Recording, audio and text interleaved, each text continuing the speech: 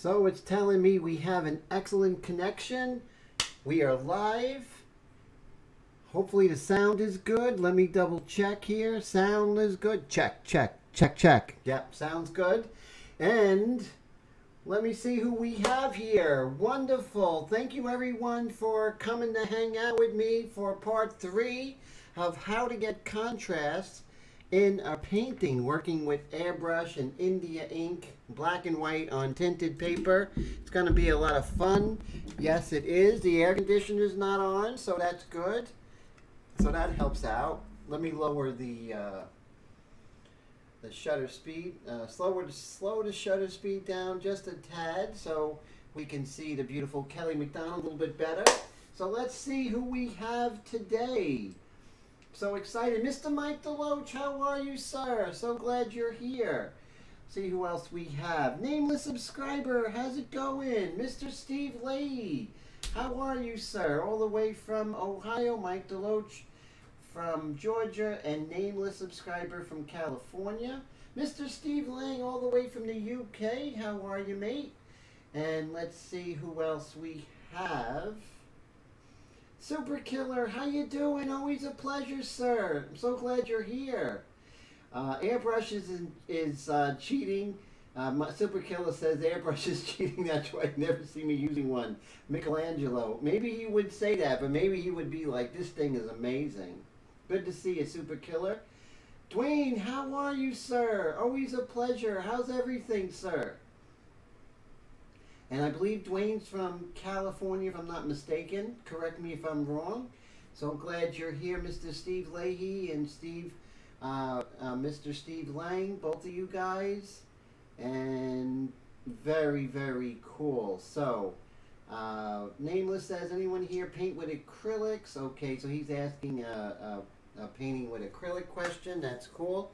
All right, so let's put a little light on the beautiful, talented Kelly Macdonald.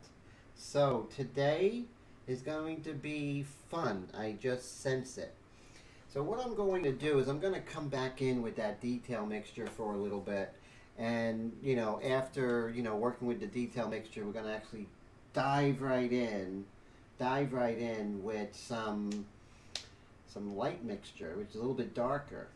And kind of, oh yes, California Central Coast. Thank you, sir. Dwayne, good to have you, definitely. And Mike Deloach says, airbrushes are the absolute worst of a... Yeah, they're very different. Yeah, you gotta have a lot of PSI to shape stone with an airbrush, right? That's hilarious. So, I think that's funny. Okay, so...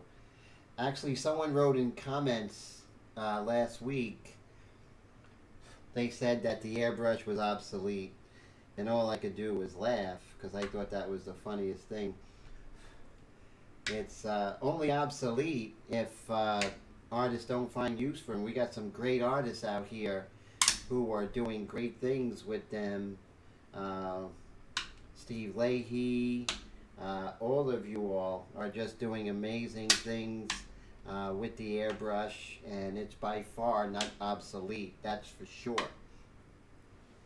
Before I start, I want to talk about the art contest coming up. So you're going to be hearing in the next couple of days information on a way that you can win a Extreme Patriot Arrow, a customized Extreme Patriot Arrow. We are going to have a portrait contest. Everyone's going to be painting the same portrait. Everyone's going to be able to download the reference from my website.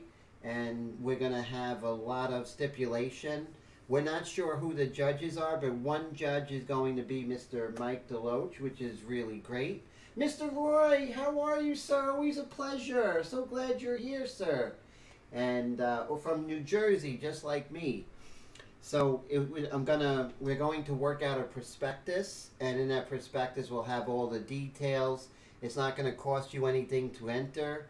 The only thing you're going to have to do, if you're not subscribed, you're going to have to subscribe and also give us your email address. Those are the only two stipulations. But It's going to be great. So first prize is going to be the airbrush. Second prize is going to be a set of India inks. Third prize will be an ink flinger's mug or hat, your choice. And so it's going to be very exciting. And what's really cool about this is that I don't know how many people are going to enter. It might be 5 of you. It might be 6 of you. I don't know. Maybe 100 of you. But I have a feeling it's not going to be many. It's a small channel. So it's a great opportunity to win. Put your hat in to win an Extreme Patriot Arrow. So I'm so excited. And Colette, how are you? Where are you? Oh, there you are, Colette. How you doing? So glad you're here. So that's exciting. So very, very, very cool. Okay, so now let me find our picture. I had the picture of this young lady. I don't know where she is. Maybe it's under painting idea. Nope, that's another one. And let me go ahead and find her again. Okay, so I'm just going to go to image, and we're going to look for the beautiful and talented Kelly Macdonald. Where is she? I know where she is. I just have to find her. So, she's here. This space has been like, you know, precious to me lately. It's been kind of crazy with the lack of this space because of certain projects I'm working on, large projects. So, let's see. So I'm looking for Kelly Macdonald, and that would be under old PC pictures, because I moved them. And there we are. Just gotta find Kelly. Kelly, where are you? There's Kelly. Okay, perfect. Okay, so there's Kelly, so you can see what we're working at. Otherwise, you'd be like, Tim, what are you doing, right? At least now you know what I'm working on. And let's make her window rounded. Isn't that cool? It's not allowing me to do it. Oh, maybe this. Let's try this way. Nope. And this way. No. So we're just going to leave her like this. Very cool. Okay, so there's Kelly. And there's me. And now we can get to work. So that's great. And very excited about, Steve says, there's no way to apply liquid to a surface like the airbrush. It has been the same since the invent and will continue until the laws of physics change. Yeah, it just works. There's nothing that atomizes paint like it, right, Steve? And so, great point, sir. Definitely. It's here to stay. So, I just thought that, I was laughing. I was like, what's, you know, someone left a comment and said, the airbrush is dead and pan pastels is the only way to go. And I'm like, okay, you know, it was hilarious. And, all right, so, now that I have my reference, and, you know, since I'm coming in and working for the first time today, I am going to come in with the detail mixture.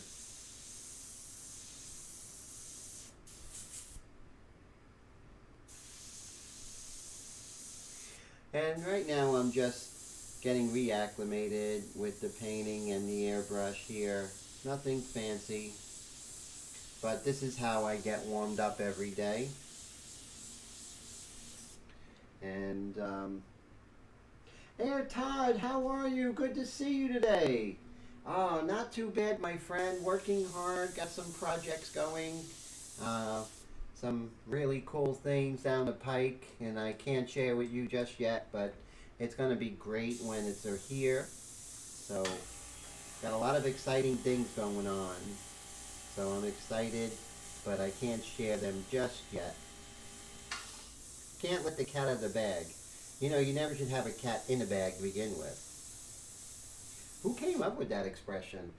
You know, keep the cat in the, let the cat out of the bag, right? It's kind of bizarre.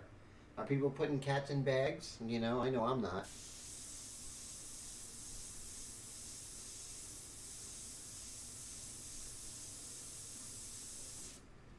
Now, why am I not worried about overspray here because here the hair is kind of soft edged, so I'm okay with it. So I have the detail mixture, and yes, the detail mixture is very light, but I'm just getting my airbrush bearings. You know, I didn't airbrush today, so this is my first airbrushing for the day. At least I don't recall airbrushing today.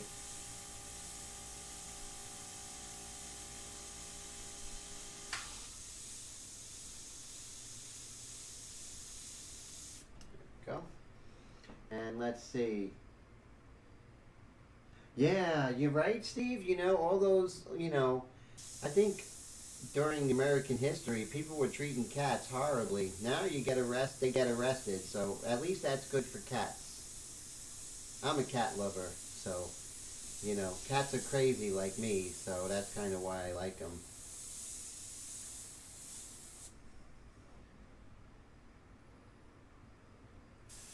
And let's see, we're just going to continue. We're going to move around, and that's what you want to do. Like the hair is great when you're starting a painting. You're starting to paint for the first time in the day, working on a painting that you've been already invested in. Go ahead and work on the hair a little bit. There's always stuff to do in the hair, right? You always got work to do in the hair. But as you can see, just by doing this, things get, the hair starts to develop rather quickly, and you're sort of warmed up. And notice that I'm doing big shapes, not anything so intricate. And I know that the hair is a lot more complicated than what I'm doing now, but I'm just simplifying the helmet. And then as time goes by, as I start darkening the darks and erasing the lights, things are really going to ramp up, and we'll be in good shape. There we go. Over here. Now I gotta be careful because, when I did the original drawing, I put more information that had to do with the cast shadow behind her. And what I'm thinking now that I'm working on the painting, perhaps I don't want the cast shadow, right? I'm kind of second thinking that the cast shadow doesn't do what I want. It kind of takes away from her cleanliness and beauty, so I'm kind of stopping that.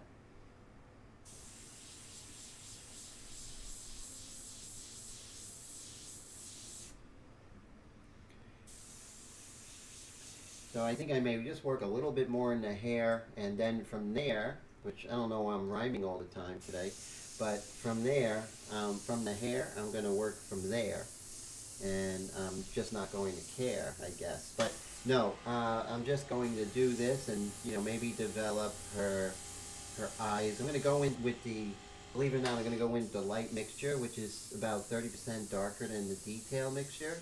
And that is going to be great because then the contrast is going to ramp up. So once I ramp up those darks, you're going to see the midtones lighten up, so I have to darken the midtones, and then the highlights will start to pop. And that's the cool thing about it.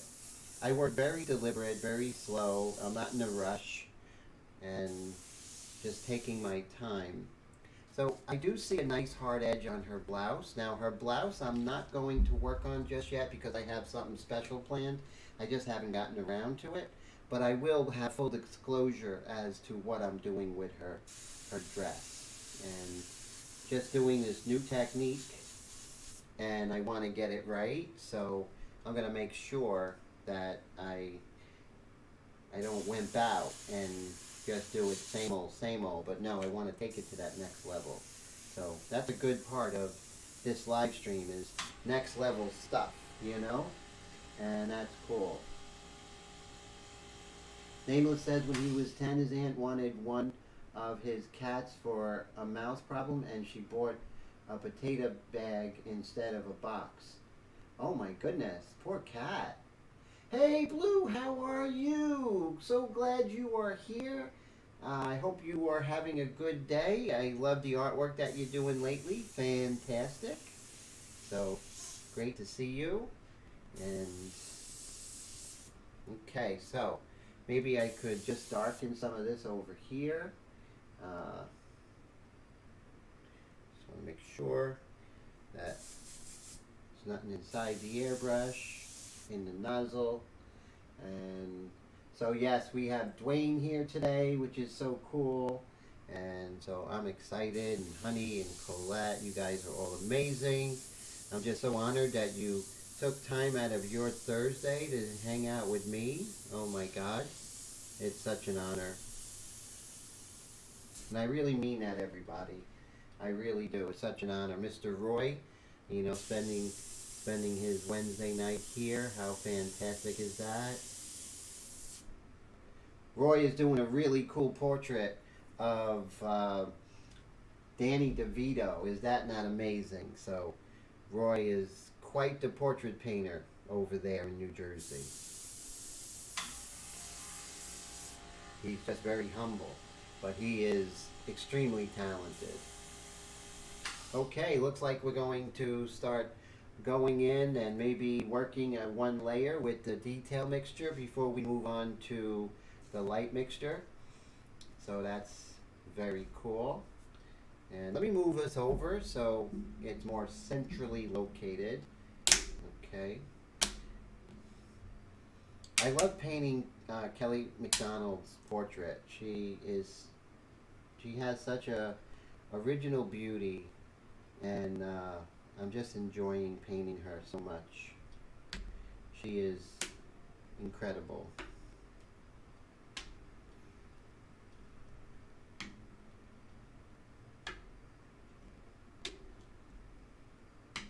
Like I said, one of these days, I tell my friends, I was like, you know, one of these days I'm going to be doing a live stream, and I'll be talking, and all of a sudden the person I'm painting is going to say, hey, that's me, and they're going to be so excited, and it's going to be great. So I'm still waiting, you know.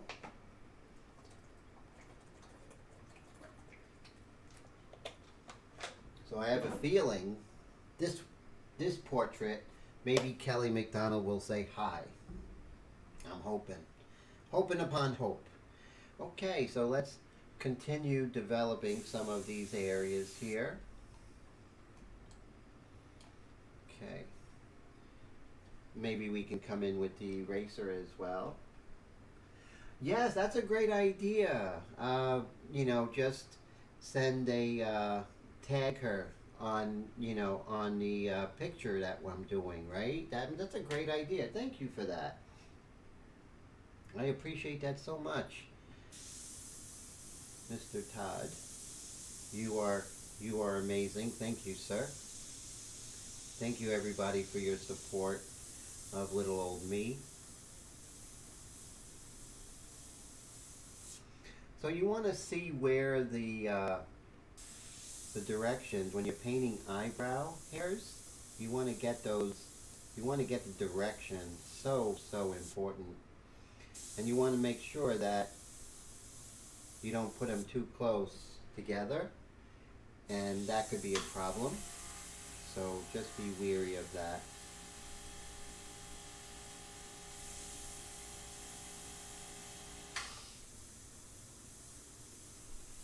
There's a real rich dark right here.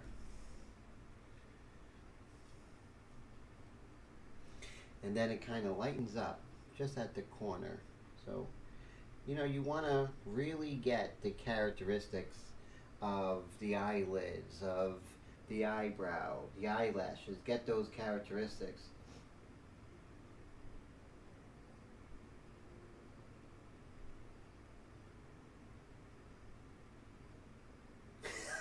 Mike says, if paintings talk to me, I need more ventilation. Definitely, you know, if that happens. But isn't that the story of Pygmalion and Galatea? Does anyone know that story? A little quiz. Pygmalion and Galatea. I believe that's Roman mythology. I could be wrong, but I know the story.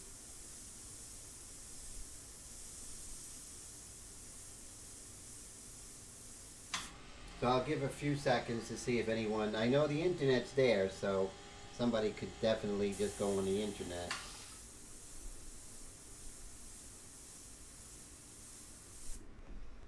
So look up John Jerome, Jean Leon Jerome, and his painting Pygmalion and Galatea.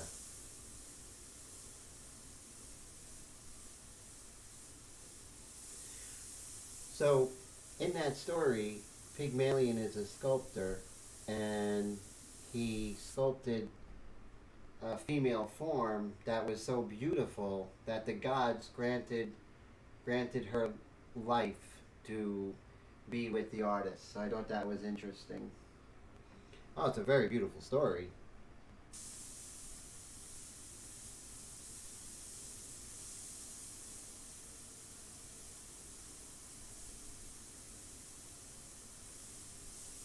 But Jean Leon Jerome is the famous version of the famous depiction of that particular story or myth.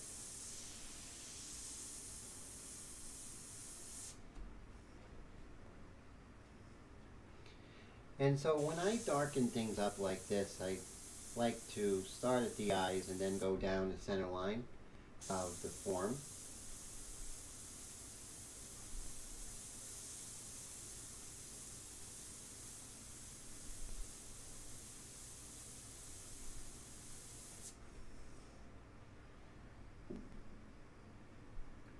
And let's see, we'll just continue. And what's great is when you're working transparent like this and you're building up values, but you're creating depth. And that's why these indie ink paintings have a wonderful look of their own, because of the depth that you can create.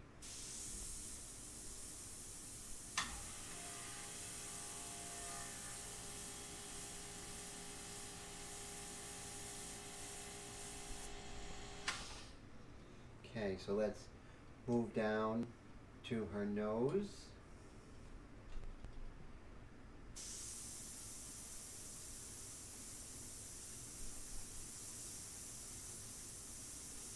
And I like to work on the cast shadow that's on the wing of the nostril. That's actually the technical term for it, the wing of the nostril.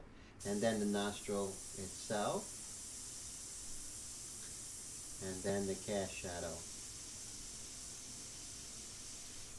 And then once that's established, we're okay with that. Good. See, now you see how I have very good aim?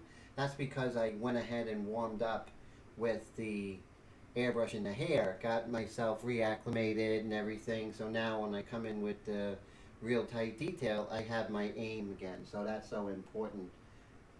Oh yes, Blue. It's a wonderful painting by Jean Leon Jerome, 19th century French academic painter. Really incredible. So, from my teachers, if I do a lineage of who taught who, you know, like my teacher was taught by this teacher, my lineage of who I studied with goes back to Jean Leon Jerome, amongst others, such as Gian Augusto Domenicanga, Jacques-Louis David. I mean, so it's really quite cool that there's a lineage of teachers that goes back to my teacher and goes to me. So those who are studying with me in a small way, you're studying with Jean Leon Jerome. So I thought that was cool.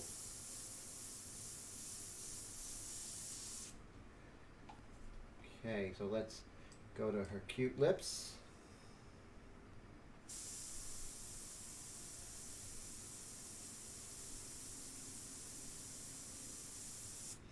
Okay, so why at the corner of her lips, right? Why are we seeing when we look at the corner of her lips?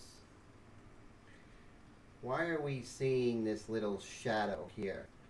Why is that, right? I guess you probably ask yourself, you know, why is it? We paint it and we paint it, but we don't know why it is. Has to do with the anatomy. And so that's really important. Okay, so now what I'm going to do is I'm going to go ahead and paint this little shadow here that comes down. So when you want to go from a hard and soft edge, It's really a lot easier because what you're doing is increasing and decreasing your distance from the airbrush.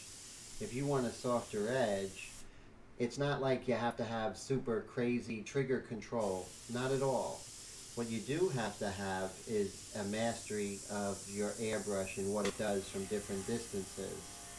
And that comes with time, but it's a lot more, how do I say, it's a lot more of an accessible skill if you realize what it is, that you're really not doing any esoteric kind of superhero stuff. You're just learning what it does at different distances. That's all there is. So it's not this amazing super feat. It really isn't. But it's something that you can gain control of and knowledge of as you are working. So just take heart. You keep working with the airbrush and you'll know that stuff naturally. Now, having someone like me saying, learn your distances, practice does not make perfect. Perfect practice makes perfect, and perfect practice is when it's coupled with knowledge. So practice your distances. See what your airbrush does from 4 inches. See what it does from 1 inch. See what it does from 10 inches. And then you're going to get control. But you have to put in the hours, right? There's no free lunch. So someone like me could direct you on how to get control, but you have to put in the work. So, but I know you will, and that's why I say it, because I know you will put in the work. Yes, focal point, definitely. Very true, Mr. Mike.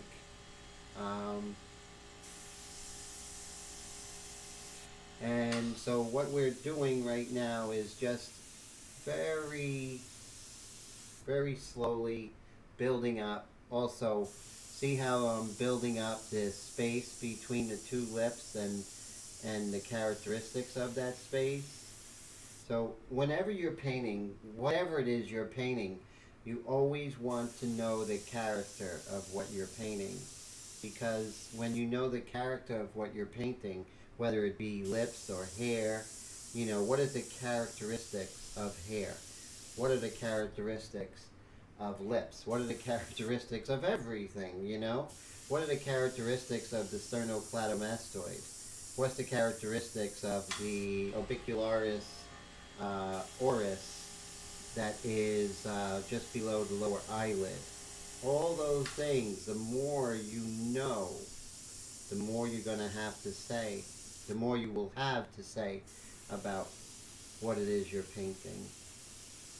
So take heart. You're not going to learn it overnight, but as long as you are slowly learning it, it's going to be in your best interest. Trust me. Trust me, trust me.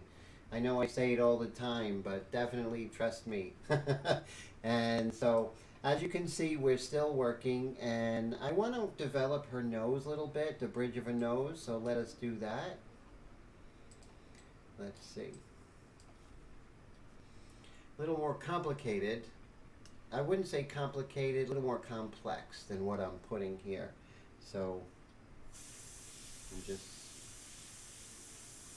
going to bring that in just a little bit.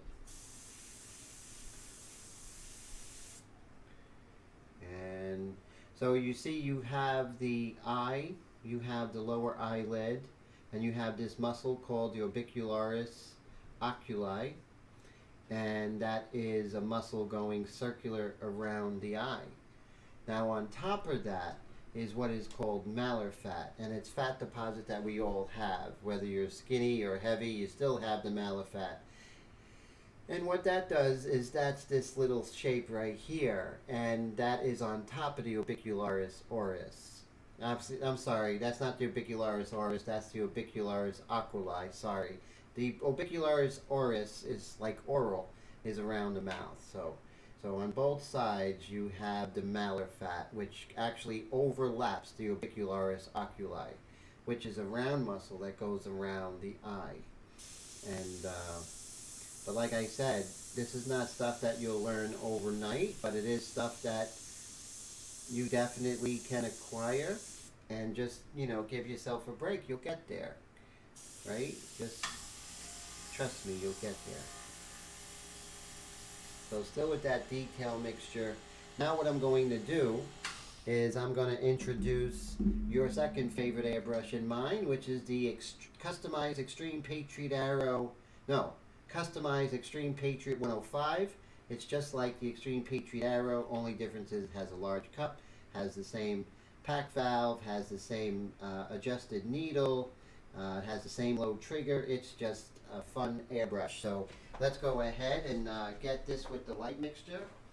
So why, Tim, don't you just clean out the one airbrush and just have the detail and get rid of the detail and put the light mixture? Well, I want to stay honest.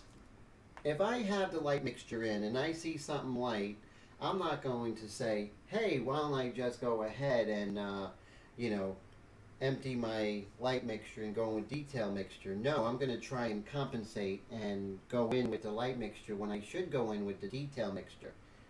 That's why. If I have a two airbrush approach with the two mixtures that I have going, then I'm going to say, hey, that's a little darker. Let me go ahead and use the light mixture. And if it's lighter, I can say, oh, well, let me just pick up the other airbrush and use the detail mixture. So for me, I like to stay honest. And that keeps me honest, keeps my head in the game. Notice how far away I am from my painting when I'm applying or putting in the... Now what I'm going to do is I'm going to put 4 drops of the light mixture and about 1, 2, 3 drops of water. Just going to cut it a little bit, and then, you know, if I want, I could go ahead and go a little bit darker, but I always like to cut it with water a little bit, around 50-50. All right, test the airbrush before I work with it, because you never know what I was doing when I was cleaning the airbrush a couple of days ago. And Mike DeLoach, wow, have a great night, my friend. I will talk to you about the prospectus before the weekend, and we'll talk about who is going to be the judges. So there's going to be 3 judges of the art contest, the painting contest, which is going to be exciting. So stay tuned, and it's going to be a good time. So here I am with the light mixture. It's darker. Going to lower that pack valve. There we go. I always like starting with the eyes. You all know that. I know that. And let's make that happen. I'm going to start with the pupil of Miss Macdonald. There we go. And let's work on the dark. Dark over here.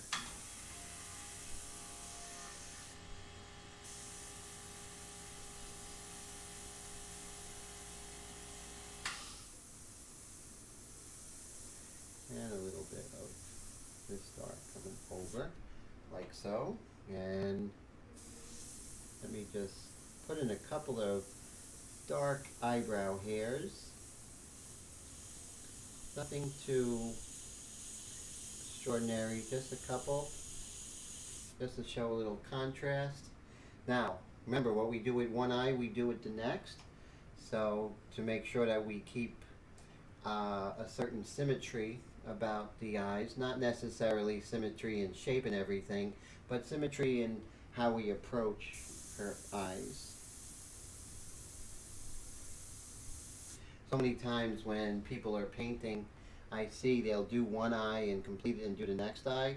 Well, what happens is that, you know, the first eye, they practice, and the second eye is going to look better because it's the second one you're working on.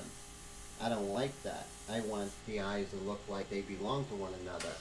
So that's why that technique's no good for me. I belong to the whole idea of painting the picture together like an ensemble. So that's so important. Now, if you look at both eyes, this one eye is just a little bit bigger, and that has to do with the angle.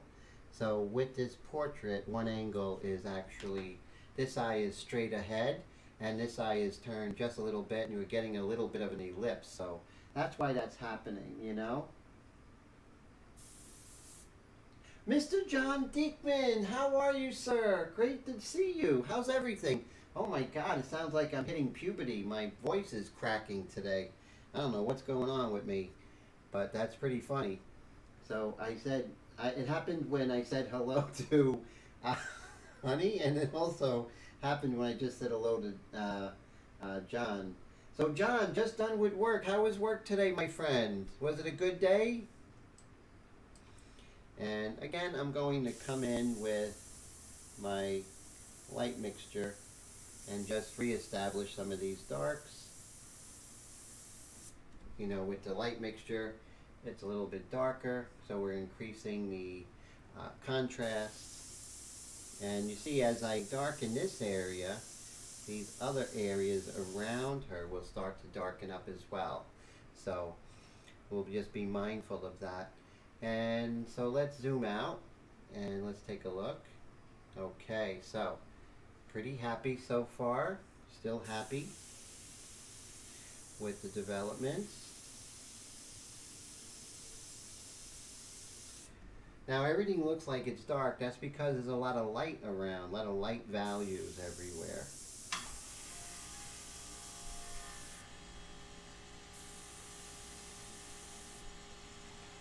And remember, I worked on the eyebrow on the other eye, so let me go ahead and do a couple of little hairs here.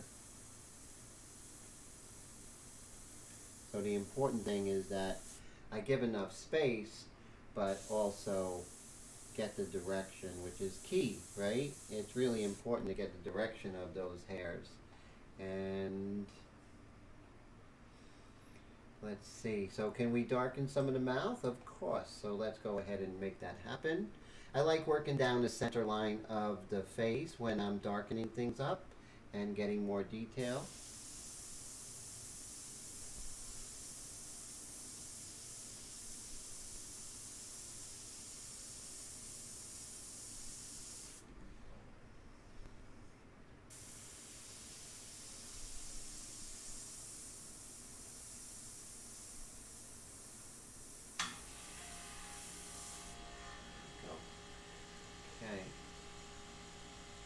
Now we have some beautiful darks that we can begin to do here, but I want to make sure I have a proper shield because I want to keep that beautiful hard edge, right? So that's crucial for me. And let's go ahead and see if we can find a proper shield. So what I'm looking for is everything's covered but her face. So that shouldn't be too hard to find. Shouldn't be, right? Doesn't mean that it's not hard to find. I think I'm starting to see it. I think I'm getting close. Yes. Okay, so this is great. And just give me a moment. Look at all these. They're everywhere, taking over the planet. Let's see. Okay, I don't want to bend these. I worked hard on these. I worked very hard. All right.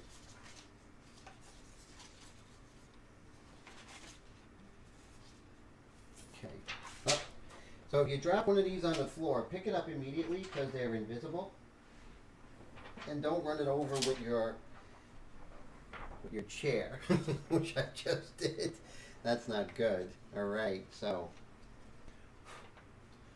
little hairs and doodads that get on there. Make sure you remove that. And alright, so I'm liking it, and let's go ahead and put some magnets. Remember, you want to put magnets towards the edge because you don't want underspray. And what does the airbrush love? Underspray. So we have to make sure. And the only thing they love more than underspray is overspray. So we have to combat those two issues.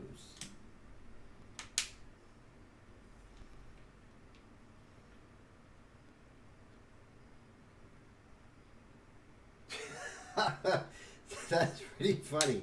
So Nameless wants to be a judge so he can vote himself. That's pretty cool and kind of smart. And Blue says, Tim, just an idea. If you ever want someone to see your portraits, try tagging them when you post.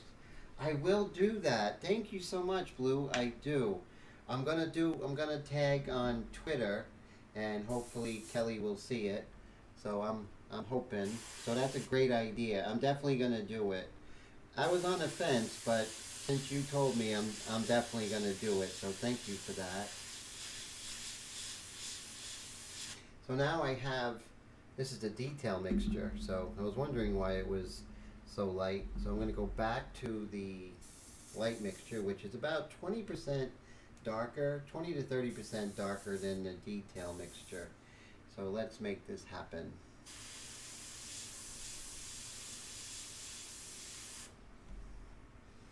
And as you can see, you know, as we darken certain areas, things start to pop and the midtones start to darken and the whole thing kind of comes to life like Pygmalion and Galatea. But don't think that you can just spray and just do the painting and, you know, you have to build it up slowly to get this kind of realism. Not a photorealism or anything, just a different kind of look. And this look just comes from just patience and working it out, you know. So not one way is better than the other. This is just my way and what my objectives are when I paint.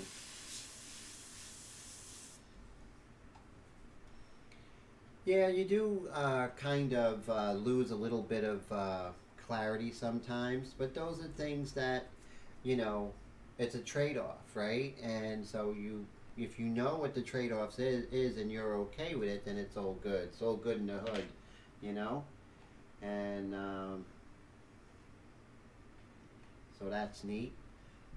All right, so you see as I'm darkening that area. Now, I really just want to do that area because I really don't worry about overspray over here, right? So what I'll do is I'll take this off. I know that was quick. Oh wait, before I do that, let's come in with the detail mixture and let's just work on, let me go ahead and just show you what I'm doing. See, once I darken this kind of terminator here, then you can see that these midtones and the transition tones automatically get darker as our darkest dark gets darker. Now right here is what is called mental fat. This is called the mentalis. It's a part of the lower jaw, and it's called the mentalis. And in the mentalis there's fat, and sometimes that fat is in 2 pieces or sometimes in 1 piece. It's more common to be 1 piece that's sort of the size of a golf ball. And so if you notice, you know, knowing that the mental fat is over the mentalis, so now I have this ball to contend with. So I can actually, with that knowledge, understand that there's this round shape that I'm going to be painting. Now, would I see it? Yeah, because I look at my paintings before I was really into anatomy and the knowledge of anatomy in the face. And I did nail those particular, but I also look at it and I don't think that I described it as well as I could have if I was aware of them at the time I was doing the portrait. Now, my instincts, which are not always right, are to, hey, let me go in and come in with the lights, but no, it's premature. Take your time, you know, don't be a cowboy. Rome wasn't built in a day, so just take your time. It'll happen. You have to let it happen, as opposed to make it happen. Her likeness, you know, hopefully, you know, her true essence will come out, but it's going to come out as I do everything right and stick to the process. And sticking to that process is the secret sauce. And so no matter how it looks or, you know, whatever, you have to stay with that process. You just have to, if you want this kind of look. So now you can see as I'm just developing some of these muscles, like right here you can see the Orbicularis Oris, which is kind of like a rubber band muscle that goes right around from underneath the nose all the way to the chin and around. And you can start seeing some of that when you look for it. And the same thing with each eye with the Orbicularis Oris, the Orbicularis Oculi, which is the same round type of muscle that's around both eyes. So very interesting. I mean, there's a lot of similarities to those muscles, and I think that is like super fascinating. So I'm with the detail mixture again, just getting a little more detailed, of course, hence the detail mixture's name, right? And okay, so now I can definitely lift off, because I don't want to do anything here creating edges that just aren't there, so that's not productive. So, but what I'm going to do is I'm going to cover her face so I can get the dark of the neck, which is the cast shadow of her face on her neck. And I want to get a beautiful hard edge, and to do that I'm going to have to put a shield right there. Now of course I can paint it freehand and it will look good, but it won't have the edge quality that I'm after. Remember, the airbrush gives you edge quality that nothing else on earth can. I don't care how long you've been painting in oils, I don't care. You're not going to be able to get it with the ease and beauty of us airbrush artists. So, sorry oil painters. So let's see. Patty, how are you? I'm so glad you're here. You go, Patty. Always a pleasure. From Illinois, no less. So that's interesting. And Mr. John Diekman is from Wisconsin. So that is cool. So I love knowing where you all are from. It's so cool to know that, you know, I have friends all over the world that come and hang out and, you know, talk with me as I do what I love, which is painting, and hopefully I can inspire. And if I can inspire, then I'm super happy. And that's my main goal as a painter, is to inspire.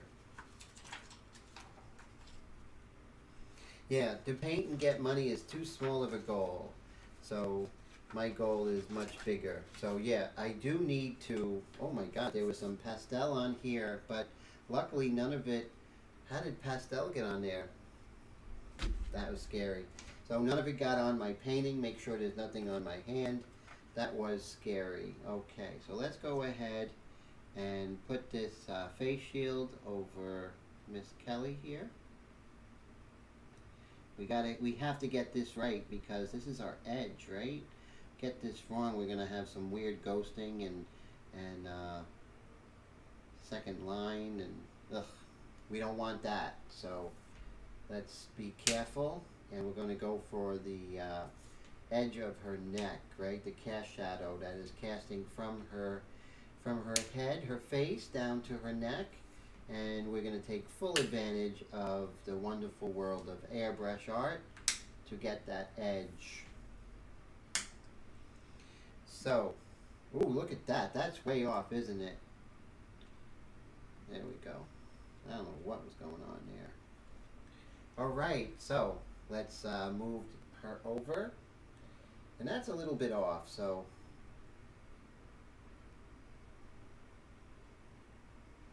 I really only have to worry about this edge here, so I'm only going to worry about this edge.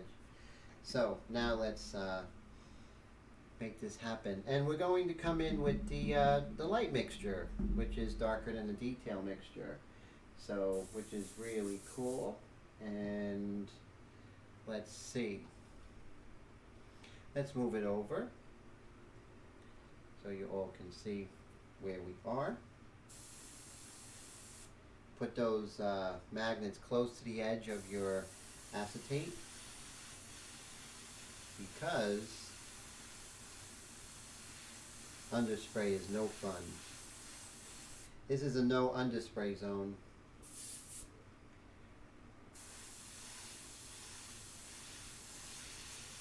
don't want to go too overzealous with that. So now that I have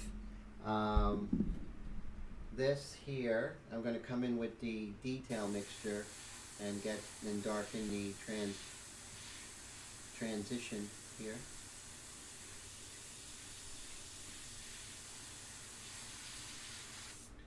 Great. Now, could I use, yeah, let's go ahead and let's hit this nice contrast of her hair with the chin, right? So let's lift this part. I don't want to drag any moisture or anything. So an ounce of prevention weighs a lot.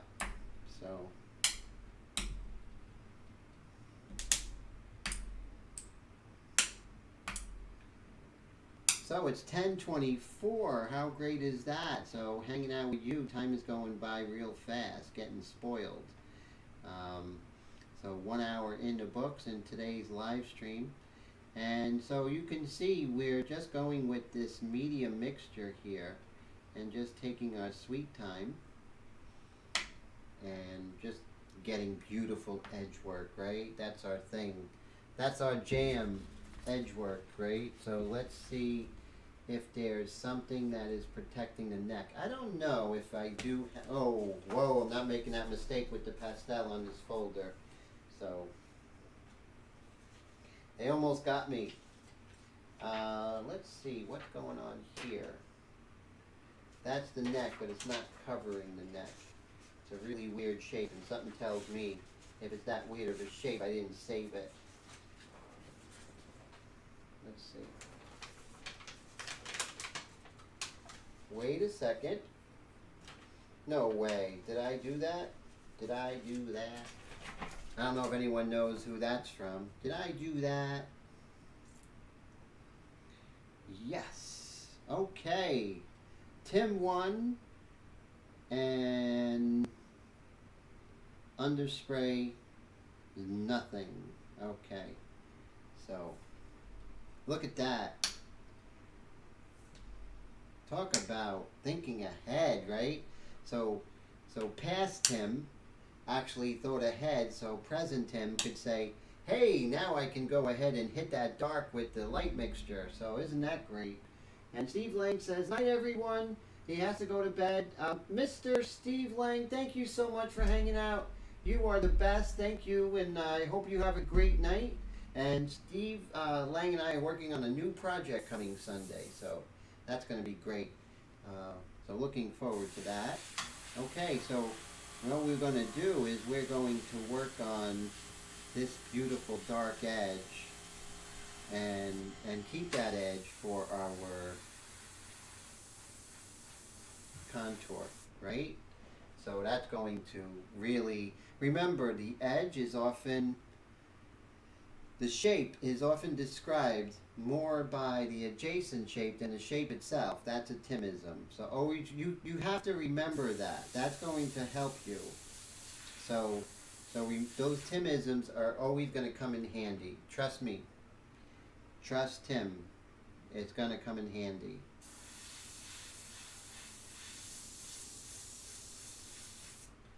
Trust Uncle Timmy. Okay, so let's come over here.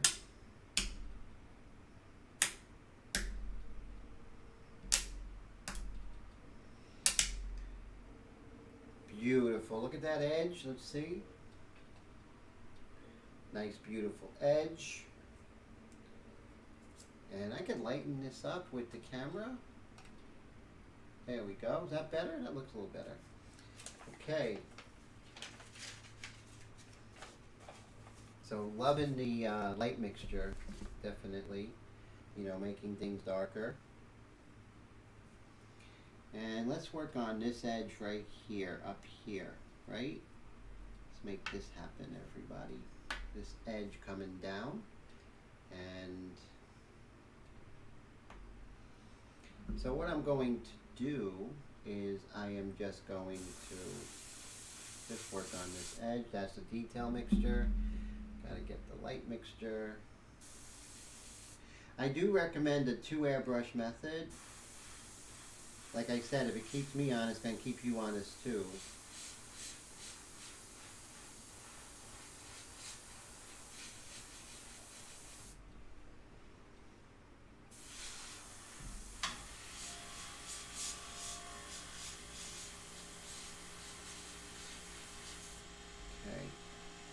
Alright, so now I can lift the face shield. Now I can start working in some of the darks in the side plane of her face here. So look at that. Really liking it. And you know, it's just building up. So now we went from the detail mixture to the light mixture. Things are getting a little more clarity, and now you can see as I start darkening here with the light mixture, things are even going to become more clear, and that's what we're looking for. Colette says she's looking great. Thank you, Colette. I appreciate that so much. I'm working hard. I hope to do the best job I can, and so I really appreciate that. That's so encouraging. And so I'm just going to come in here. So notice that I have the light mixture, and notice how just with the 20-30% darker than the detail mixture, how much more clarity it comes out.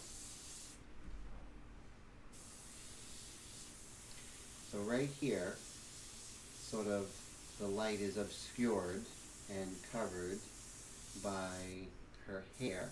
We're going to see some darker values. Like right over here, we're going to see some darker values here.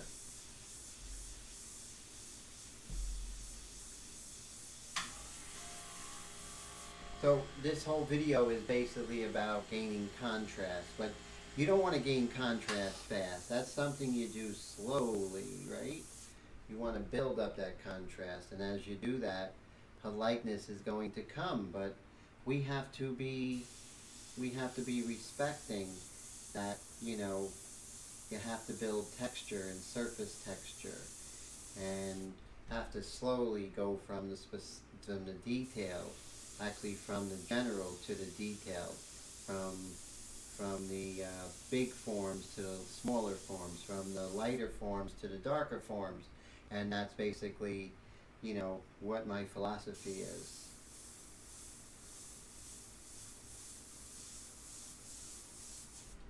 When I came into the airbrush world, I was already a seasoned artist. I studied 8 years in New York City with some of the biggest names, and then I worked on my own for a little bit of years. I'm not going to date myself. And so, you know, and then when I picked up the airbrush back in 2009, I was a new airbrush artist, but I wasn't a new artist, so a lot of my ways of seeing and technique were what I brought to the table, including the India ink, right? Because the India ink has a very fine art feel to it, and that's what made me draw more to the India ink than the acrylic, because I respect acrylic work, but just for me, I need that kind of look to my work. So right here, I want the hair to kind of curl down, but I want that part of the hair to kind of come forward. So you see how I put that shield and brought that part of the hair forward. Same thing here. I want this part of her hair to come forward, so I'll use this freehand shield, perpendicular and not parallel. You guys know all that. And doing that. Now watch what happens when I do that. So my goal was to bring this hair mass forward, and I was able to do that by using the freehand shield. And let's see. And doing well, good time so far, doing well on time.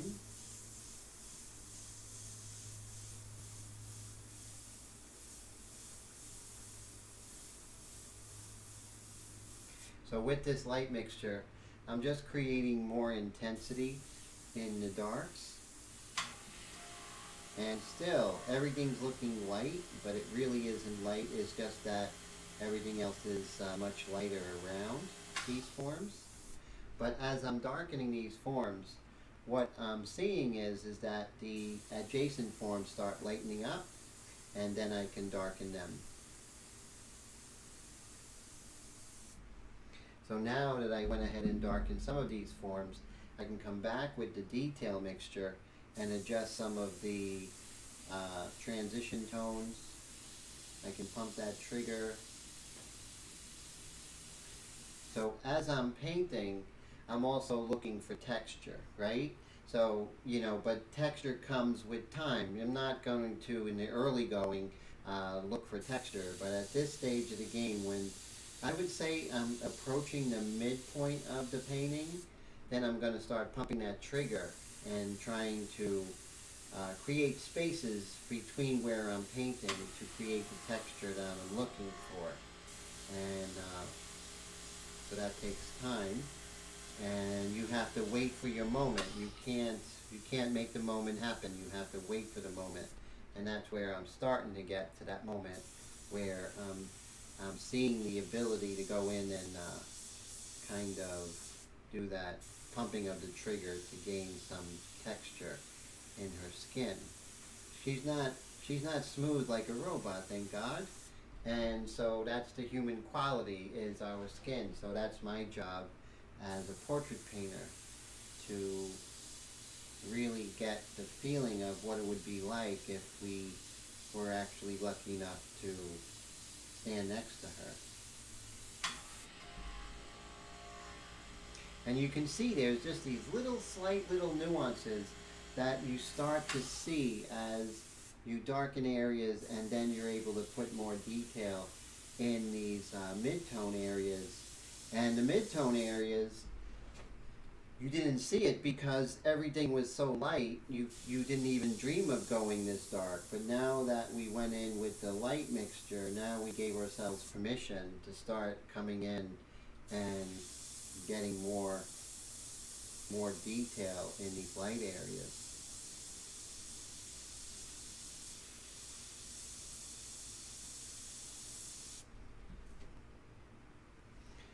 And let's see. Oh, Steve says he loves how you don't worry about capturing the likeness during the early process, but it's clearly there already. Thank you, Steve. I appreciate it. Yeah, you know, it's just, as you know, and you know, Steve, you're a seasoned painter, and you paid your dues, and I love your portraits.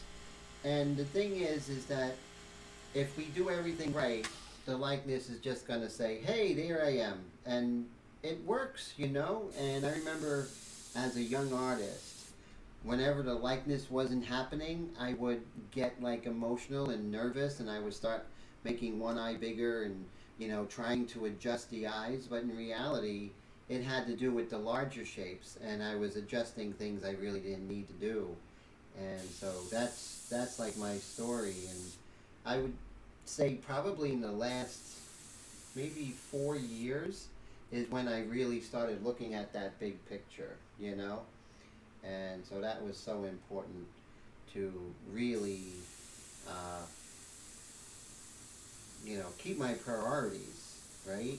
And so it's great because now, you know, with the introduction of this detail, of this light mixture, now I can be a lot more bold with the detail mixture.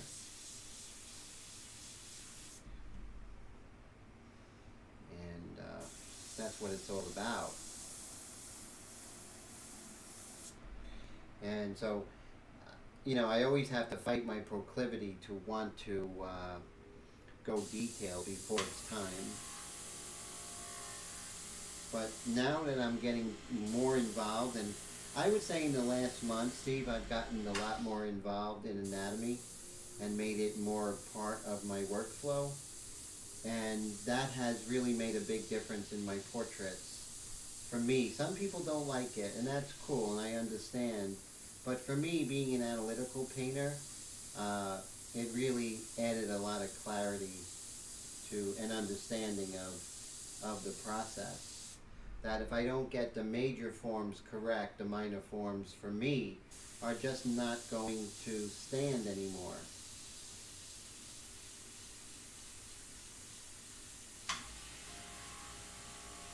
And you know, I'm a big chess player, so chess is so important to me. I probably play about 5 to 6 games a day, and I'm not good by any means. I'm actually pretty mediocre. But I love the idea of having a game plan and sticking with it, and knowing what the first 6 moves are.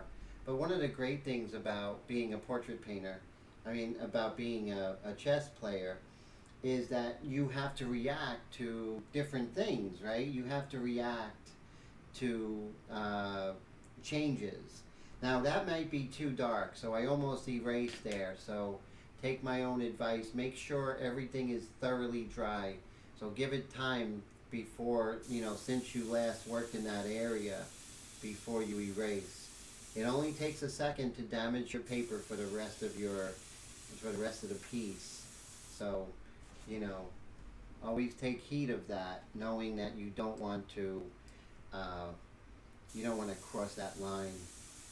But yes, you have chess openings like the English opening and all these different openings, but you also have to be fluid enough to know that if your opponent is doing something totally bizarre, you have to kind of mutate out of that opening. Same thing with a lot of paintings. You have an approach, but a lot of times when I have an approach, the painting kind of shows like an issue I didn't think that I would have had that was specific to this painting. So, and let's see. Nameless says, Tim, he's been wanting to play a game with me, but haven't been able to find you online. Yes, we gotta pick a time on chess.com, definitely. I look forward to that, sir. So, Nameless, may I ask what your current rating is? And ratings change.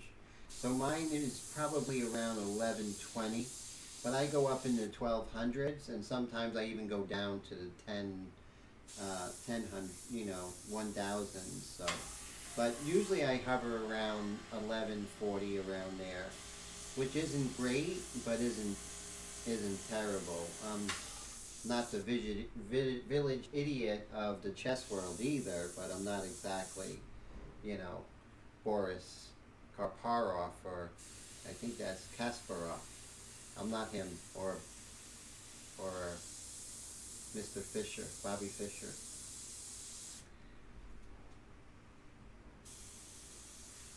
So very happy. So I have to make sure that this is turning this part of her face. So for that, so let's say, okay, I want to make that turn. I'm not just going to arbitrarily say, I want to make that turn. What I can do is, I'll bring in this anatomical image here for you. Okay, so let's do that. I got my PC pictures. I'm going to go to anatomy. And I am going to print these out and put them up because that's much smarter than me going online and looking at it.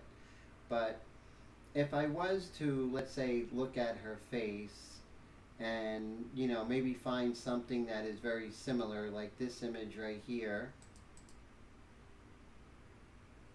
So with this image, I can see that it's almost in the same, maybe she's turned a little further away. But I definitely can see there's this shape that's coming over here, this kind of rounded shape that kind of wedges up. And here is the nasalis muscle and the procerus, and that causes this side plane of the nose, because there really is nothing here but cartilage and this side plane of the nose and these muscles that are kind of wrapping around. But what I want to do is kind of create this kind of wedge shape in the dark, kind of coming here, and this area being rounded, right? And of course, you have to look at the other muscles, right? You have to look at the, what's underneath, right? So if I was to, let's say, bring in a muscular image of the muscles, let's do that, and then I can see what's underneath that, right? And of course, one might say, why are you doing all this? It actually helps me, right? So here is a skull, and let's make this skull smaller. So then we can see the underlying forms that are going on. This is the zygomatic bone coming over here, which is the cheekbone, and of course here's the jaw. And so these images right here are creating a lot of the forms So when I'm looking at this and I can say, okay, that's why it's a little bit darker over here, and I can understand it a little bit, and that's what I want to do. So it's all about understanding. It's all about me having an edge over my normal understanding, right? So Steve says he has plenty of fat compartments. Actually, we all do in a sense as far as the face goes, right? And I don't think that part of I don't know if more fat gets in that part of the face, but that's interesting. So those are more protective, those fatty, such as the malar fat, the jowl fat, the mental fat, and here is this is called the Orbicularis Oculi fat, which is right here. And so you see there's a lot more meat here above the eyelid going towards the outside of the eye, and then it pretty much goes to nothing on the inside of the eye. So that's so interesting.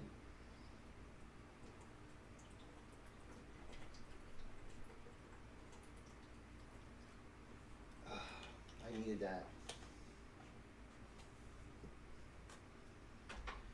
And Colette says, but now the fat names. Oh, the fat has names. Yes, it does. And but good fat, right? Good fat. This is all good fat because it helps us understand the portraits and take it to the next level of realism. So I'm thankful for that. And let's see. So let's come over here. Now I have the detail mixture because I'm kind of darkening these lighter mid-tone areas. And notice I'm pumping the trigger because I have a little bit more motive to start getting texture a little bit now. Sometimes the spaces are more important to where you put the value, right? So I'm pumping that trigger, I'm doing the 1 second rule, and then I'm working. So I'm kind of doing a lot of different things. And so yes, so the 1 second rule is going to be very important for us to really get her spirit, right? We're after something deeper. And I know I'm after something deeper when I'm doing a portrait. I think that's why I love portraits so much, because I can go really deep, because I'm a person and I can relate to people. And so that's why, I don't paint, a lot of other objects, because it's like a spiritual thing for me as well. There's a beautiful dark here, so why not go ahead? I remember Harvey one time, I was working and, he's like, why didn't you hit those darks? What are you waiting for? And he was right. And so now when I'm painting and I often, see myself being, treading lightly, I hear Harvey saying, what are you waiting for? Go after it.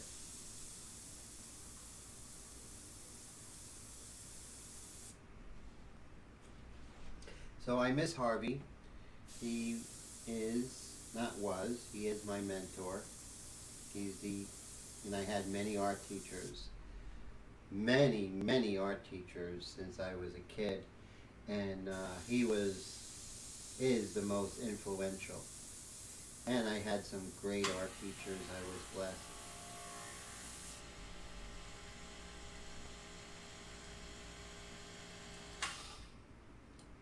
So maybe in a small way I could start to, make him more famous by mentioning him often in my live streams and my blog and everything. It's the least that I can do is to carry on his legacy, Now, since this is thoroughly dry, remember, I was thinking about going in there and I put on the reins, pulled back on the reins, and so that's what I did. And now I'm just going to shape her chin a little better than what I have it.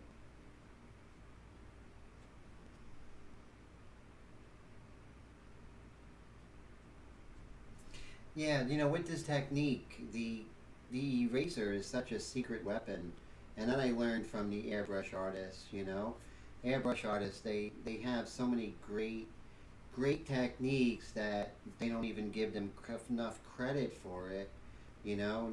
You know, in all the art schools, no one ever used the eraser like, you know, the airbrush people do, the airbrush artists. I mean, you guys are just masters at it, and I definitely, you know, thank you for me using this technique. Now, I'm getting close to the actual value that we want in the face, so now I'm able to use my eraser to kind of help out some of the texture.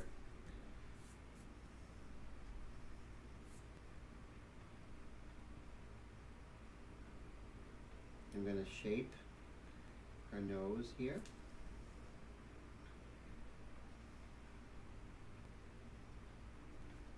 And that's great because with the eraser you can really shape the lights and the darks, and it really works together. Oh, look at that. So Colette says, don't forget to smash the like button. Thank you so much. Mr. Brad, how are you, sir?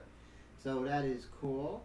And Nameless says, not sure if my app scores is the same as yours online, but the best you done was 999, 974. That's pretty good. That's not bad. Yeah, my highest was like 12 something, but it didn't last long.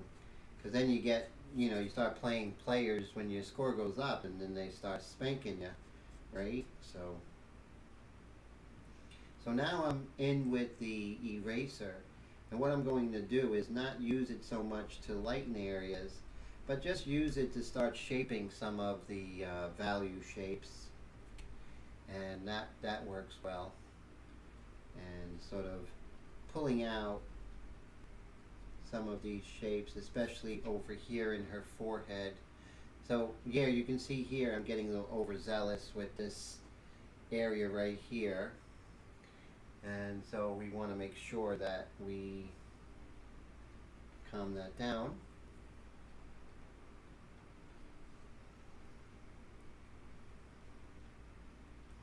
So I'm very thankful to be a full-time artist, and not just to, you know, go ahead and create my own stuff, but to be able to be influential like Harvey was on other artists.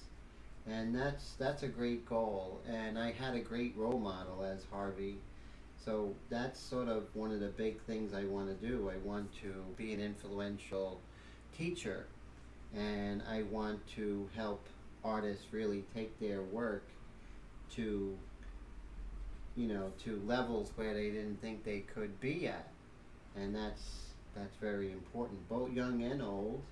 Doesn't matter what age. I have a 7-year-old student, and she is absolutely amazing. We're doing digital art together. We worked on people portraits and everything. She's been with me since she was 5, so this is a lot of fun to study with her, or to teach her. And so very cool. And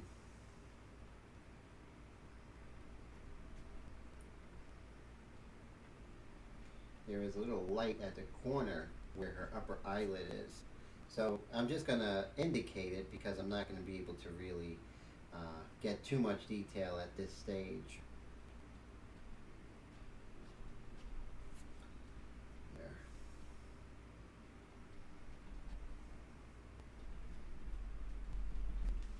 Take our time, no rush. Maybe we could work on her neck. I think that would be good.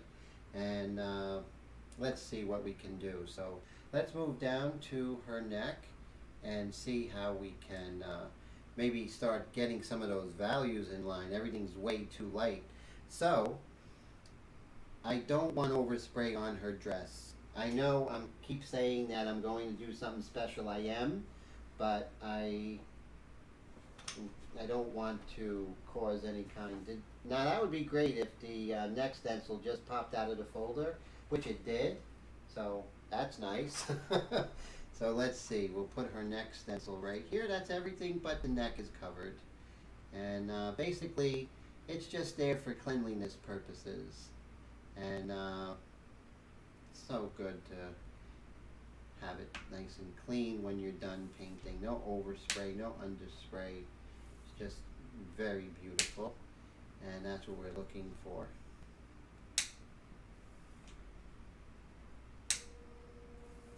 As we get darker and start working more with the light mixture, introducing the medium mixture, and then comes the white pastel, and then everything just falls into place. So right now it's like, Tim, what are you doing? And I'm like, we just got to trust it, you know, 355 degrees for 55 minutes, and then we have bread. So the same thing, the same principle is there, you know. So that's very, very important.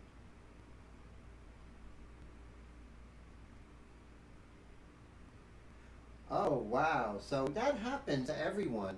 I remember I was playing like a 1300 player, and I had him in checkmate within 5 moves. So yeah, that happens definitely. Everyone is susceptible to a quick checkmate every now and then, because we're human, right? We're going to make mistakes. So I haven't really come in with the neck just yet. So I'm going to use my detail mixture, and we're going to start building up her neck a little bit more. Okay, so let's zoom in, and you see this acetate is really the best thing since sliced bread. And if you take my classes, or you know, my online classes, or my workshop, or my mentorship program, I teach all of this. So that's cool. And my prices are super, super low, so, you know, anyone can afford it.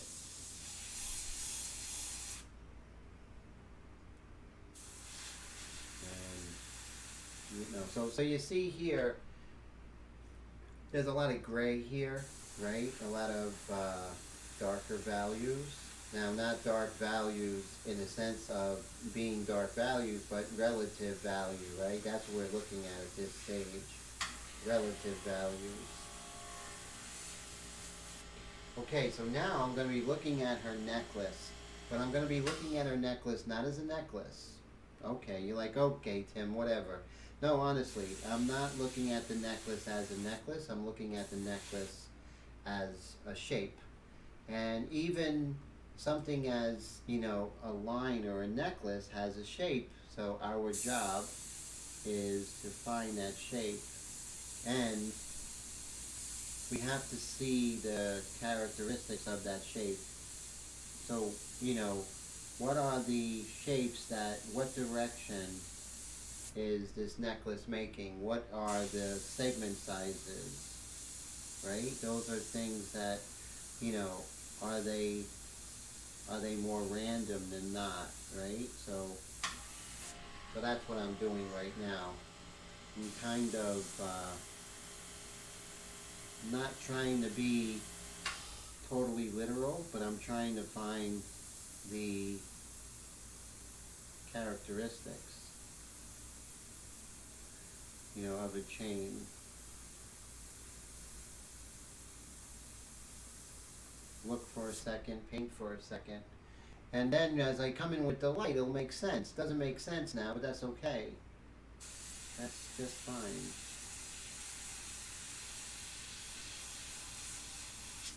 Right over here, there's a little indication of her clavicle. We're going to keep that in the back of our head, and we're going to work on that. So let's continue down.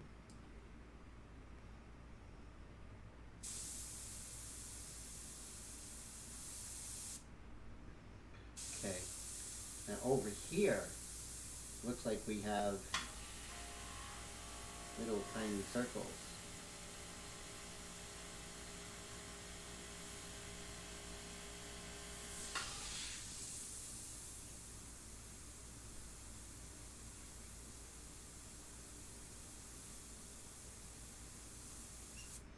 There we go. So we have an indication of these circles. We don't have to be so literal.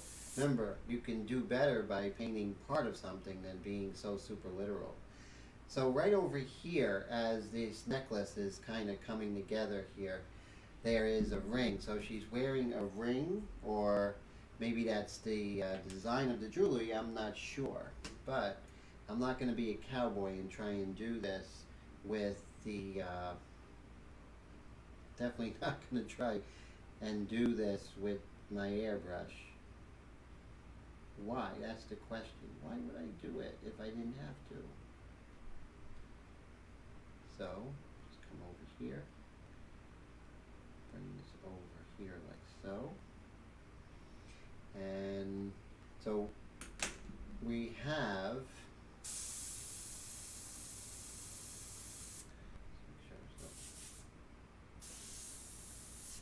okay.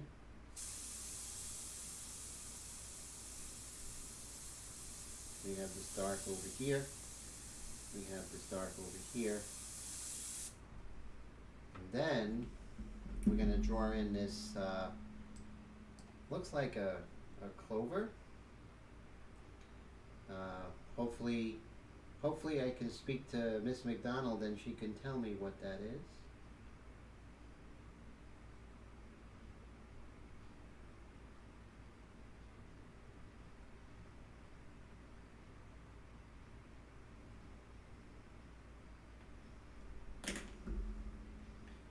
Let's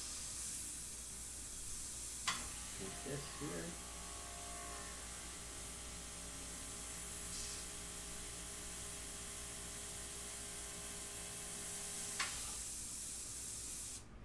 There we go.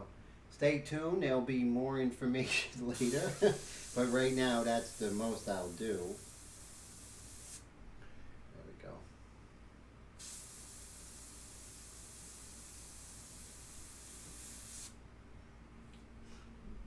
Oh, there's a little bit of a cast shadow, so let's make that happen. A little bit here comes up.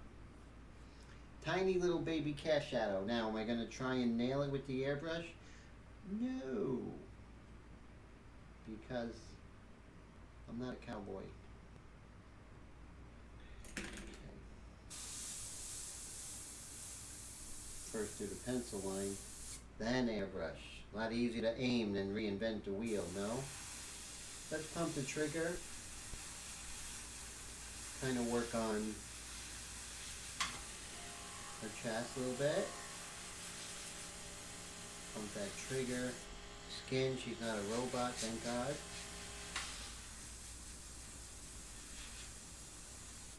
Okay. Now we can go ahead and lift off the next stencil, and we should see a little more detail, which is nice, right? A little more detail. Not neglecting anything. I'm neglecting her shirt because I'm going to do something special. I know I keep saying that, but I mean it.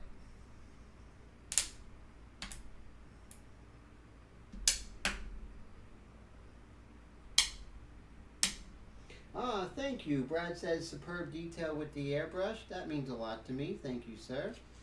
So as you can see, this is where we are. Let's zoom out a little bit. So that's where we are right now with the necklace. You know, there's a lot going on, but as we, you know, relax things and start erasing some of the pencil lines, it'll look better. And as you can see, we're catching up her neck to the rest of her. Maybe a little more texture here with the detail mixture.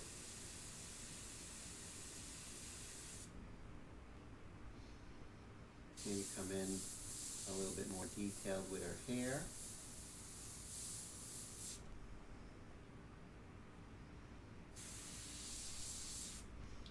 So a lot of these areas, they kind of don't have a lot of detail. Once we come in with that white mixed with white pastel, things are really going to explode in a good way.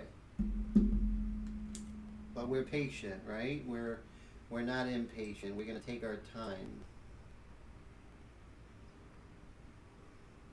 Beautiful strand of hair that comes down, kind of clips this area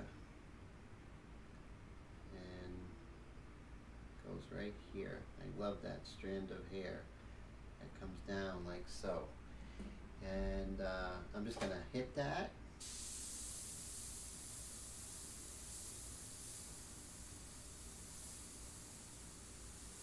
And if you want things to be straighter, you know, you want to have a straight strand of hair, you just have to be quicker with the airbrush. You're not going to be able to get that going super slow.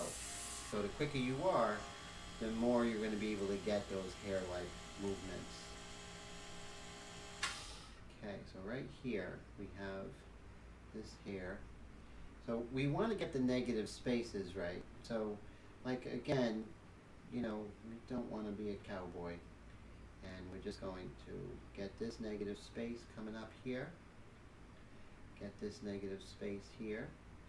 So what is the space that this hair is creating from the mass of the hair? And that's going to tell us how to draw it. You don't have to be perfect, of course, because the hair is random. But you definitely want the characteristics of the hair, right? So the characteristics of the hair is what we're looking for. So those of you who are Patreon members, I just want to say thank you so much for belonging to my Patreon.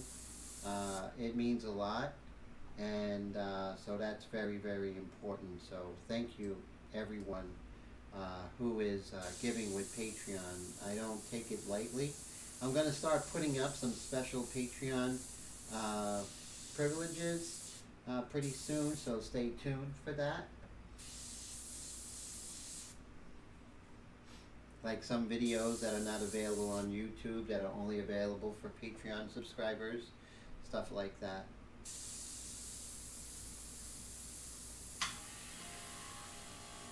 See, the faster I go, the more I'll be able to get those hair-like lines, right? And then same here, we can come here, and there's this hair that comes right down here, like so.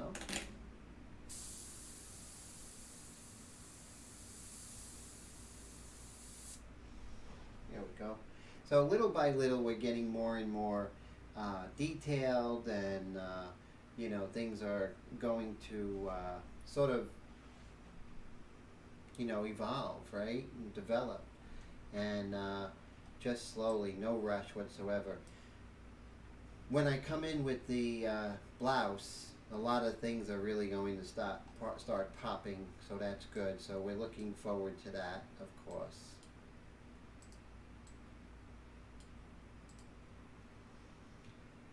So, let's pull this up.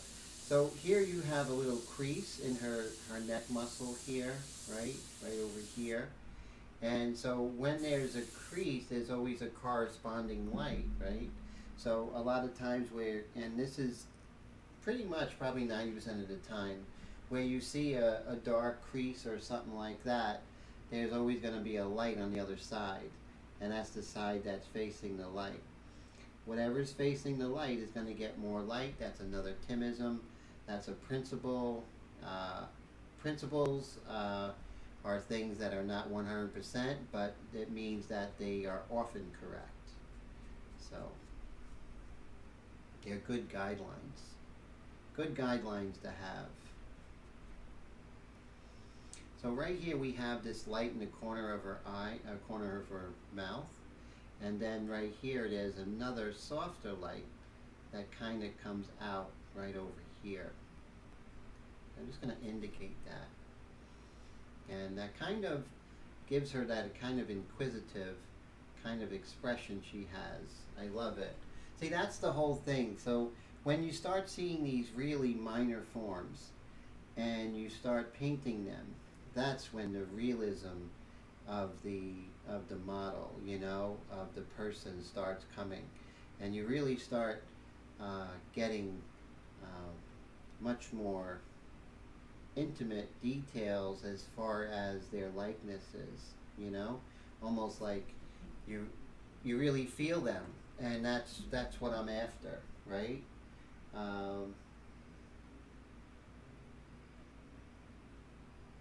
Let's come over here. Let's go a little bit closer so you can see what I mean. So next week we're going to start coming in with the media mixture, And that's going to actually take it to even a further level. See right here on this corner, just slightly darker. See how I just darkened that just a little bit? And then right here, we have a little bit of indentation of a muscle. And then right here, this comes up. And there's like these little pathways, right, of muscles and how muscles connect to the bones and everything. So we have this little pathway, and we have to get that path correct, right, the angle, right? It's not enough to just to get the shape, but you have to get the angle and how it is actually, how those shapes are actually reacting to other shapes. So important. So those who are painting portraits, all I have to say is just stick with it. It gets better and better. And you can never get to the point where you're like, okay, I arrived. Nobody arrived. Rembrandt didn't arrive. Michelangelo never arrived. You don't arrive, and that's what's exciting. And there's no ceiling. There's no glass ceiling as to how good you can get, right? No one can tell you, you know, you can only get this good. Nope, that's something that is yet to be seen. And the only one that it's up to is you, of how good you get. So to me, anyone can become a full-time artist, but it's, you know, how much are you willing to put into it? You know, what's your, you know, what's the worth of it? Is it worth this? Is it worth sacrificing that? And if it's not, and whatever it's worth sacrificing, if you're doing it as a hobby, it's all good, right? So it's no big deal. We're all in it at different levels for different reasons. But what's exciting is that every artist puts their pants on or their dress one leg at a time. So you know, no one is above anyone else. It's all what you're, you know, what you're willing to pay for it, right? And some people have to work harder than others. That's okay. That's life. Who said it was fair? And if you have to, I had to work harder than others in some areas of art. I'm okay with that. Some areas of art it was a breeze, but I was willing to get up at 6 o'clock in the morning during high school, actually 5:30, get on the 6 o'clock bus and start school at 7:15. First class didn't start to 8:30, and there was an extra painting class.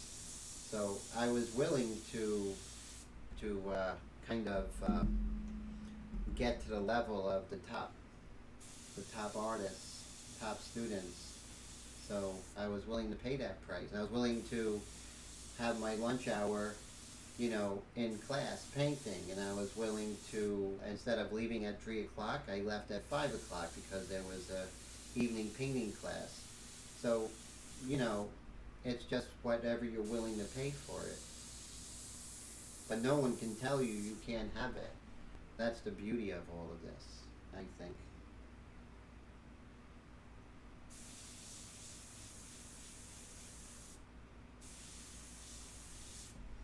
So you see how I'm slowly working that shape? What I'm going to do, everything's looking kind of on the warm side. So I'm just going to double check and see if I can change the white balance here. Let's see. Can Tim change the white balance? It's yet to be seen. Okay, there's white balance. So I have it set for when I'm doing portraits. That's not good. That's too blue. Too blue. That looks pretty good. Let's see what else we have. We have this. That might be it. Let's see. So, that looks better. That's more like what I'm painting. It's more of a cool gray. Everything was looking really warm. So, the power of white balance, I was able to fix that. And so what I'm going to do, it's 11:14. I'm just going to go put the kettle on. So wait there, my friends. I'll be right back.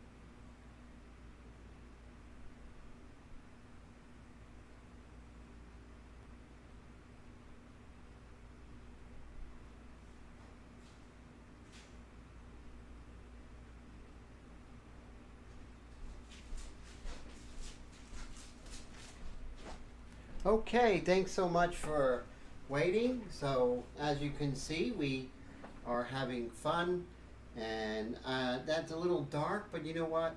I really feel it's going to start catching up. But what I can do is maybe start to sculpt some of the dark shapes here. And that's, you know, you just do these like really, you know, soft, round motion here. And you're able to sculpt the light and the midtones and the darks.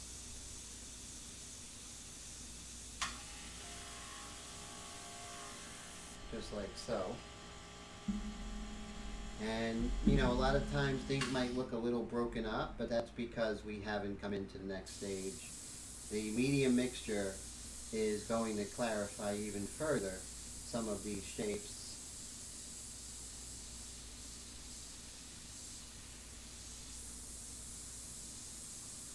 Watching Shark Tank today, it's, you know, for someone like me, it's very encouraging because I don't take lightly opportunity, and so when I see people actually make the sacrifices and create their own businesses and, you know, support their family, I'm so excited that that could be me one day. And so that's when I really, Steve Leahy says he needs to bug out. It was a great night. Thank you, my friend. Always a pleasure. And I hope you have a great rest of the week, sir. And thank you so much for spending your time here on Wednesday. I really, really appreciate that, sir. Thank you, Mr. Steve. And let's see. Anyone else say anything I missed? Nope. Okay. So we're just going to continue shaping. And things are going to change, of course, but I just want to get closer to what the shapes are here. And right here in the corner of their mouth, her corner of Kelly's mouth here, it's just a little bit darker, but it's not at the corner of the mouth. That's the interesting thing, right? So we just erase this a little bit. Let's zoom in. I love the fact that I changed the white balance because now it looks very much like what I'm painting. The paper looks like, the painting looks like it does in real life now.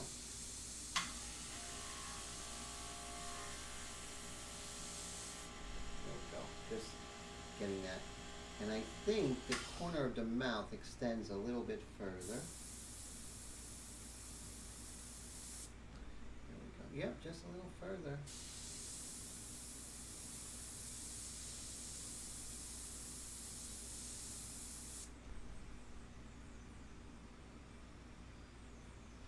Gonna let that dry because I do have to make an adjustment.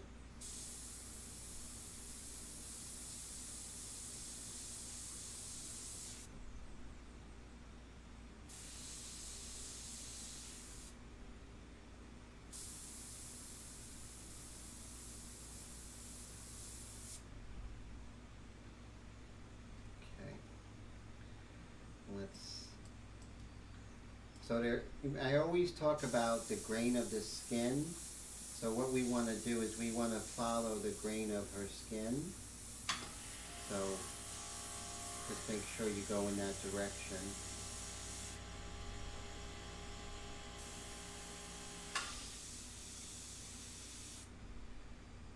And do we see any other effects of the grain of the skin? Yes, right here in the corner. I'll just go in the grain of the skin a little bit. If I want it lighter and softer, I just increase my distance from the surface of the airbrush and the surface, and that does the trick quite well.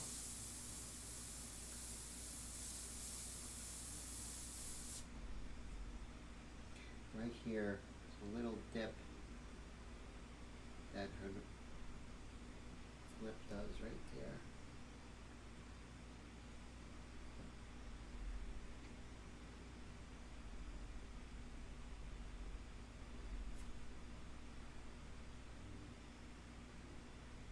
So lighten this up just a tad, not much, just a tad.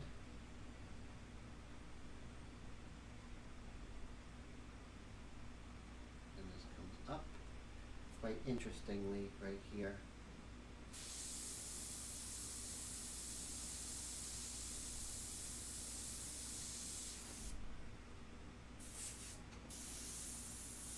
Still in the detail mixture right now.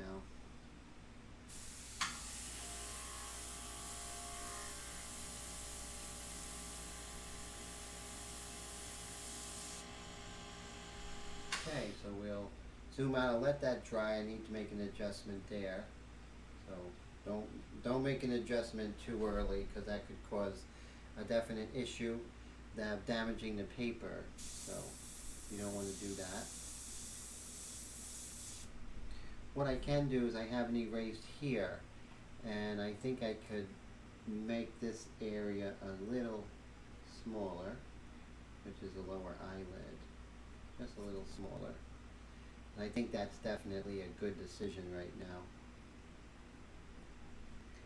Just a little smaller, and I think that's much better.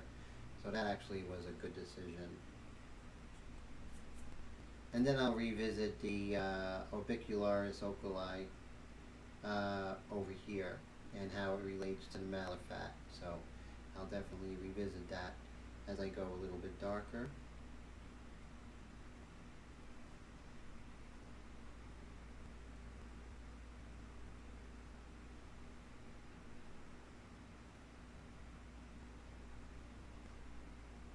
And I can see here as this eyelid.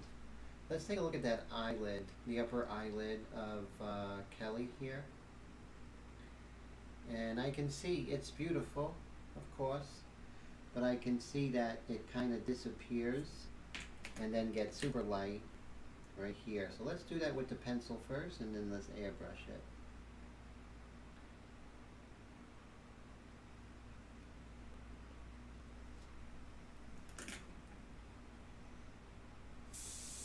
And how we're going to define that is a dark outside of that line. So we'll leave that there and keep that as, you know, what's defining the shape is the adjacent shape, right? So again, we're going to darken around it, and then after that we'll come in with a light when it's dry and erase it. And I think that's going to work out really well.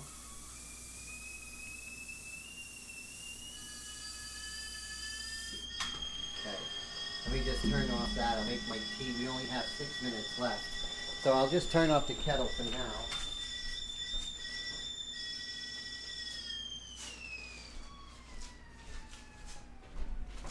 So I think this was a very successful live stream. A lot has been accomplished, and it was a good lesson of coming in with the detail mixture, but also making sure that we're working with the 2 airbrush method as opposed to 1 airbrush. And right now I'm kind of setting up for, now here's a good thing. So we're going to bring up this little cutting mat over here. And those who follow my live streams, my students, you all know that I like to take the eraser and sharpen it, right? But then cut it at a 45-degree angle and create this wedge, right? I think I mentioned said the word wedge like 4 times today. So today's word of the day is wedge. Okay. So I take this and I'm going to cut it at a 45-degree angle. What's that going to do? I'll show you. It's a good technique. So definitely take advantage of this one. I do. So as you can see, I'm just going to turn on autofocus. As you can see, it creates this kind of wedge shape. Put some light on the subject, Tim. So you can see it's a little wedge shape. And on that wedge shape, what happens is that it gets it has this really thin line, right? And so let's focus here. Okay, let's put it on manual focus again. So what we can do is now we zoom in and we can use that wedge shape to go ahead and put in detail, which is great. A lot better than if we were just erasing. We couldn't get that. So now I have this little wedge, and I can really get in there with detail, which before I couldn't.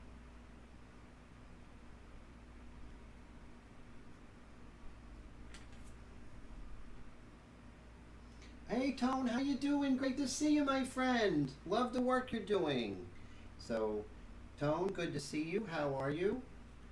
So, thank you so much, my friend. And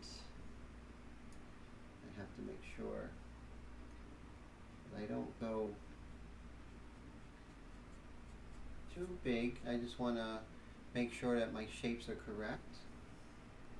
And here on the eyebrows, since I have this wedge, look what I can do with the eyebrows. I can start to come in with some of the spaces inside the eyebrow hair, or between the eyebrow hairs, right?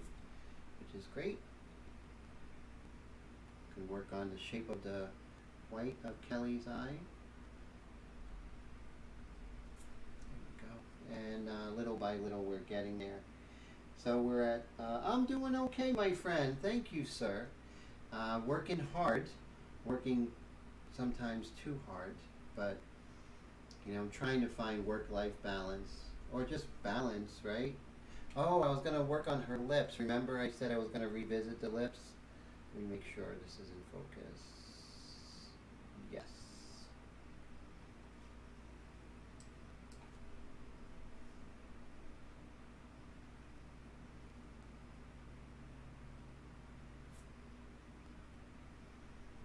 This comes over here, like so.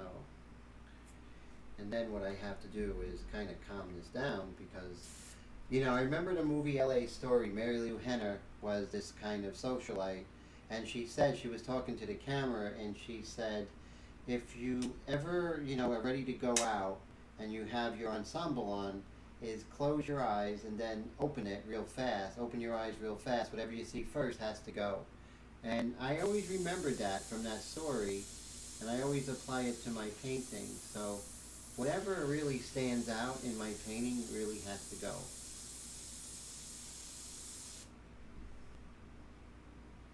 Brett says she looks really good, great, and so far, thank you, sir.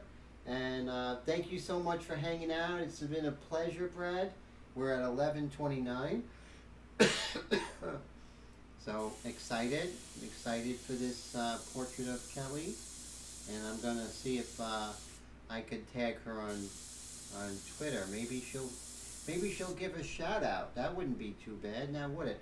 See, I was gonna erase at the lips, but I painted there not too long ago, so I have to be careful I don't erase on wet paper, right? So that's a no. I didn't erase here, so I can kind of shape this light a little bit better.